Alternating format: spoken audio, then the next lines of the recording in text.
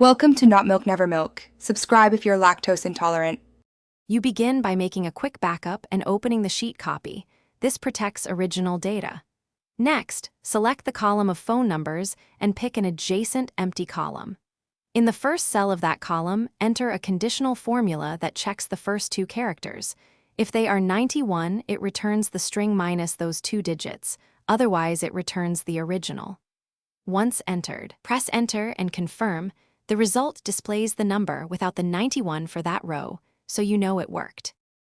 Once the first result is correct, drag the fill handle or double-click it to apply the formula to every row. This scales the change. Make sure to clean surrounding characters. Wrap trim and substitute around the formula to remove spaces and plus signs. For example, substitute trim A2 plus before checking left.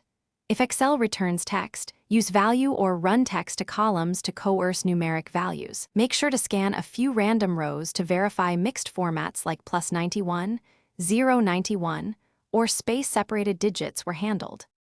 You finish by selecting the cleaned column, copying it, and using paste special values to replace the original phone column so formulas are removed and numbers stay fixed. Then run simple validations.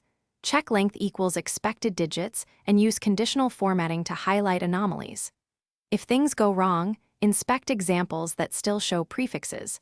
Sometimes entries contain +91 or extra zeros. In those cases, use rejects replace, Excel 365, or extra helper columns with substitute.